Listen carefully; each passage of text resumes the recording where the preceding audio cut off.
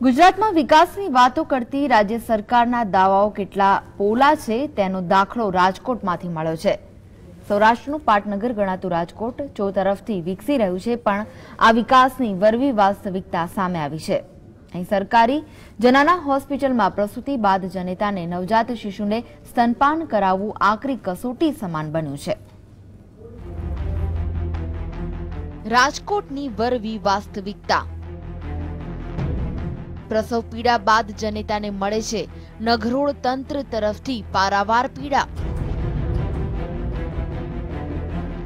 સ્તનપાન કરાવવા પાર કરવી પડે છે ટ્રાફિકની વૈતરણી। 1.5 કિલોમીટર ચક્કરના પાપનું તંત્ર બન્યું છે ભાગીદાર। રાજકોટની આ જનાના હોસ્પિટલમાં દાખલ થતી પ્રસૂતાઓને એ ખબર નથી હોતી કે પ્રસવ પીડા બાદ તંત્ર દ્વારા અપાતી પારાવાર પીડાનું પણ તેણે ભોગ બનવાનું છે। મોટા ભાગે ગરીબ પરિવારની પ્રસૂતાઓ આ હોસ્પિટલમાં ડિલિવરી માટે આવતી હોય છે। આ ગરીબ પ્રસૂતાઓની ખરી કસોટી ડિલિવરી પછી શરૂ થાય છે, કેમ કે આ જનાના હોસ્પિટલમાં જન્મ બાદ શિશુને સારવાર માટે કેટી ચિલ્ડ્રન હોસ્પિટલ લઈ જવું પડે છે।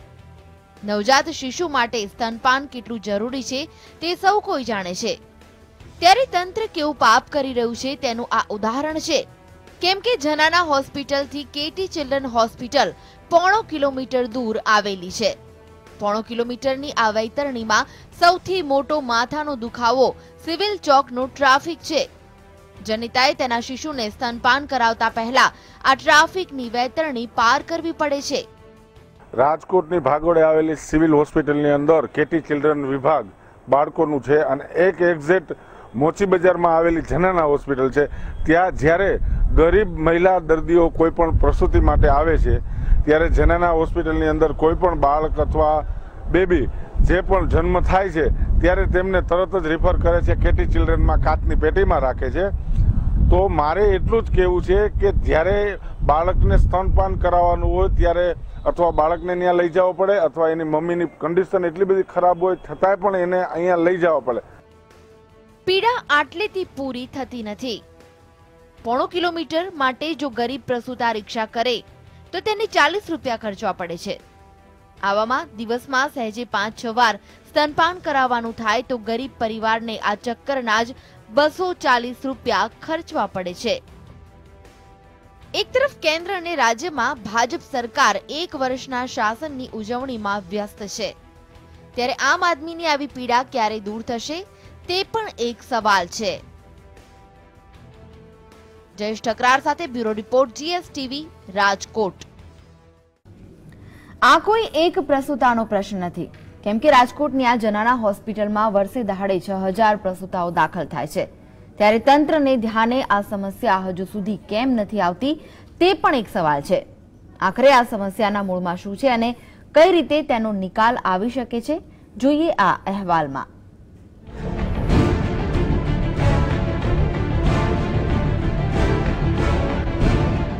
120 વર્ષ જૂની આ રસુલ ખાન જનાના હોસ્પિટલમાં ડિલિવરી રૂમ અને ગાયનેક વિભાગ કાર્યરત છે।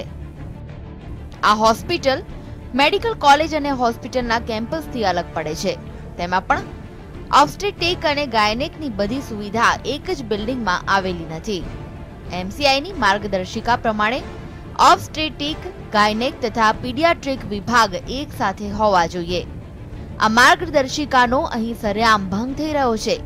જનાના હોસ્પિટલમાં 120 બેડ આવેલા છે, જેમાં દર વર્ષે 6000 થી વધુ ડિલિવરી તથા ગાયનેક ઓપરેશન થાય છે, જ્યારે કે કેટી હોસ્પિટલમાં 160 બેડ છે।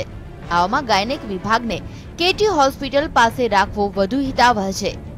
જો કે આ અંગે તંત્રએ રજૂઆત પણ કરી છે, જો કે ફાઇલની રમતમાં દરખાસ્તનો જાણે કે છેદ ઉડી ગયો છે।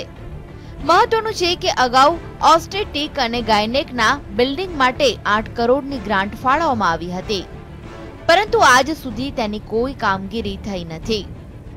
જનાના હોસ્પિટલની અંદર જે મહિલાઓ જ્યારે પણ ડિલિવરી ઉપર આવે છે ત્યારે એને કેસ કાઢવા માટે પણ બહુ હેરાનગતિ થાય છે અને વધુમાં સગાવાલાઓને અડધાઓને બાળક કે બેબી જન્મી હોય ત્યાં રહેવું પડે છે અને અડધાઓને અહીંયા, તો એટલી બધી હેરાનગતિ હોય છે ત્યારે ખરેખર રાજ્ય સરકારને આ સમજવું જોઈએ અને તાકીદે આનો નિવાડો લેવો જોઈએ।